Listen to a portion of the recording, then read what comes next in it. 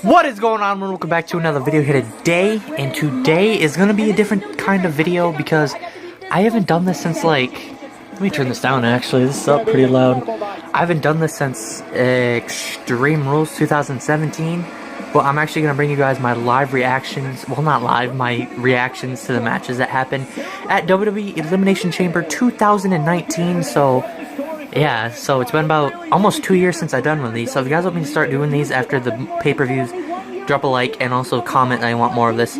And right now they're gonna have the women's tag team elimination chamber match for the titles, but I really don't care about it, but I'll still watch it. But I watched the pre-show and I saw the cruiserweight match between Buddy Murphy and Akira Tozawa, and that was actually a really great match. I love that match. They should actually start putting the cruiserweights on the main show this time, instead of just like having them on the pre-show, because nobody watches the pre-show. I think I'm like literally the only one that watches the pre-show, but they had a really good match, and Buddy Murphy ended up retaining his title, and he's still champion. So I wanted Akira to win, but I kind of knew that he was going to win. But I'll watch this women's elimination chamber. There we go, I can talk.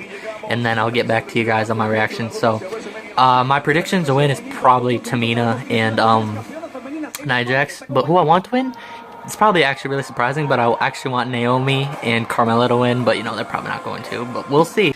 I should have gone with the obvious pick. So the Tag Team Elimination Chamber match for the first ever Raw Women's Tag Team Championships got won by Sasha Banks and Bayley, which I'm actually really happy they won, because I kind of wanted them to win. I really didn't want, well, I would have been fine with any of the teams winning except for Nia Jax and Tamina, but I'm really happy that Sasha and Bayley got it. So the match, I was on my phone for most of it, not gonna lie, it was kind of boring, but then at the very end it picked up, and there was a really cool spot at the end. Sorry, I'm a little sick, so I started coughing, but Mandy Rose and Sonya Deville, they threw Bayley into the cell. They didn't put her through the cell, they just smashed her like into the cell, so she bounced off it, and then in the ring, Mandy Rose actually like hit her finisher with Sasha, and I thought they were going to win. I was like, oh my god, they're going to win. But then she kicked out, and then Mandy was in the ring. She was holding Sasha, and Sonya was going to come and spear Sasha, but she moved out of the way, and she ended up spearing Mandy. And then Sasha Banks got her in a bank statement, but she like hurt her shoulder, so she couldn't use her shoulder. So she legitimately used her foot instead of her, it was the most craziest thing, you gotta really look it up, but she used her foot instead of her arm, which was just amazing. And now we got The Miz and Shane McMahon fighting the Usos for the SmackDown Tag Team titles, and I think that The Miz and Shane McMahon are gonna retain. Okay, I was not expecting that at all, but The Miz just came out, and then he was like, we got a huge announcement, and then Maurice came out, and they're having another baby. Oh my god. Yo, isn't their other baby only like 1 year old? I don't know, whatever. But The Miz is having another baby, and that's always cool. Oh my god, what an absolutely insane match that was. Alright, so The Miz, Shane McMahon versus the Usos match just got done with, and the Usos are the new SmackDown Tag Team. Let me turn this down real quick. The Usos are the brand new SmackDown Tag Team Championships, and I'm so happy because I freaking love the Usos so much. That match was insane. Like, they had Shane McMahon, he did a coast to coast to one of the Usos, and then he did his flying elbow drop to the outside to the other Uso. And then how the match ended was the Uso went for a punch, and then the Miz caught him and did a skull-crushing finale, and then turned him over and got 1-2, and then the Uso grabbed his arm and flipped him over, and got 1-2-3, and then they're the new tag team championship and champions. And the thing that I don't get about the commentators is, how do they tell which Uso is which? Because I'm watching this, they're like, Jimmy, Jay Uso, and I'm just like, I don't know which one that is. Don't they have like a tattoo or something like that? I don't know, but I don't know what match is next, but that was a really great match, and I really enjoyed that, and I'm so happy that the Usos are champions again. I think that they're probably going to have Shane versus The Miz at WrestleMania, because, I don't know, that would kind of make sense, but whatever. Just, the Usos are the new champions. I'm so happy. Oh my god, guys. I am so happy right now. Oh my god. Finn Balor just won the Intercontinental Championship.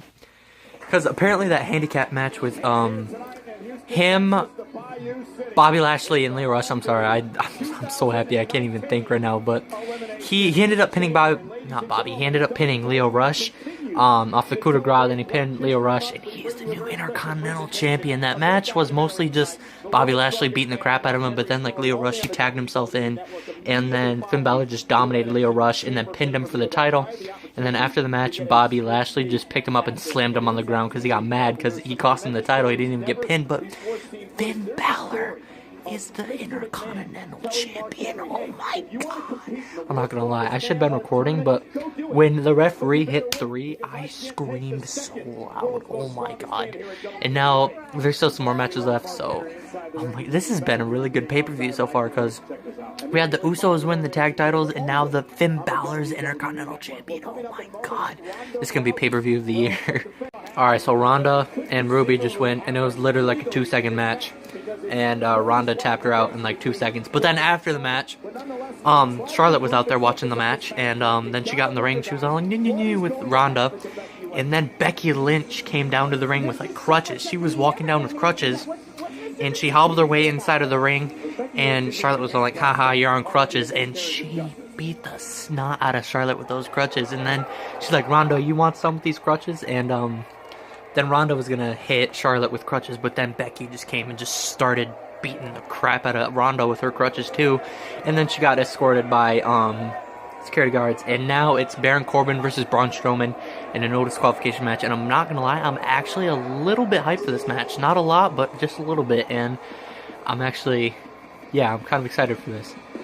Alright, so that was kind of a letdown because the Braun Strowman and Baron Corbin match was like, it wasn't that long. At the very start of the match, it started, and Corbin threw his vest at Strowman, and then he went on Strowman for a little bit, and then Strowman was like, no! And then he dominated him, and then he did his running power slam through a table, and then right after that, Drew McIntyre came out, and he had a chair, and he was like, oh yeah, I'm gonna fight you. And then when Braun was looking at him, Bobby Lashley came from behind and started beating him up with chairs, and they all did a triple team on him. And then they took 2 tables and stacked them on each other and took 2 steps, and they did a Shield triple power bomb through the 2 tables to Strowman, and then Corbin pinned him and got the 1, 2, 3. It's kind of a disappointing match. I think the Elimination Chamber might be next. I'm not quite sure, but I'll tell you what's next when it comes on. The weirdest thing just happened. So after the match, Lacey Evans' music hit, and I was like, oh, my waifu is coming out. And she walked down to the aisle, and she just stopped. And then she walked back and left. She literally came to where the aisle ends, and then walked back and left. She didn't do anything. It was like 30 seconds. She walked in and walked out. I don't get what the point of that is, but okay, I think the chamber's on now.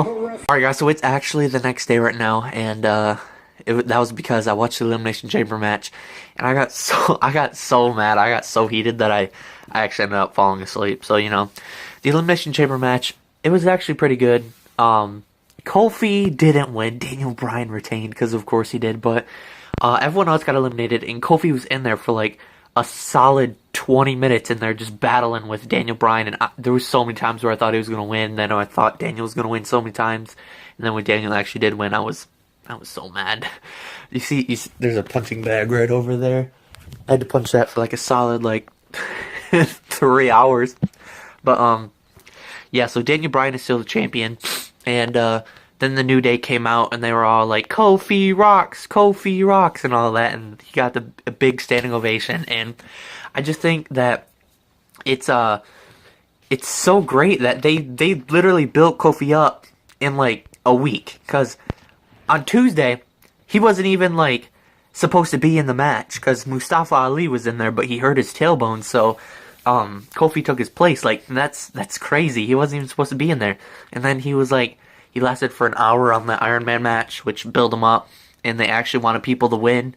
And then he actually almost did win in the chamber, which I think is great. WWE rarely ever does that anymore, and it's very rare. But it's really great when they do it, and it just really reminds me why I love wrestling so much, even though it can be crap most times. But you know, whatever. But I hope you guys all enjoyed the Elimination Chamber pay-per-view. I thought it was pretty great, because we had like Finn Balor win the Intercontinental title, and the Usos win the tag titles, and I love both of them. And the other matches were pretty fun. Even the Baron Corbin and Braun Strowman one, I enjoyed. So, let you guys know what you thought of it. I would probably give it maybe a 8.5 out of 10. Yeah, 8.5 out of 10. That's what I would give it. Because if Kofi would have won, I would give it a perfect 10. But, you know, hope you guys all enjoyed the video. Hope you guys enjoyed the pay-per-view. And if you enjoyed this video, please drop a like. And if you guys want me to keep doing this for the pay-per-views onward, because, as I said, I used to do them back in like 2016 and 17, which was like 2 whole years ago. And then I stopped doing them. I don't know why, but I just stopped doing them. So if you guys want me to keep doing these, please drop a like, because I'm a huge wrestling fan. Most of you guys all know that. And I want to kind of start posting more than just gaming videos. I'm going to keep posting mostly gaming videos, but I want to like kind of branch out a little bit and have some videos that like aren't gaming videos and be like IRL videos. So if you guys want that, please drop a like and tell me. And yeah, I'm just rambling on now. So hope you guys all enjoyed, and I'll see you all later. Goodbye. I'm just afraid to let go. You decide if you ever gonna let me know. Suicide if you ever try to let go. I'm sad, you know, yeah. I'm sad, you know, yeah.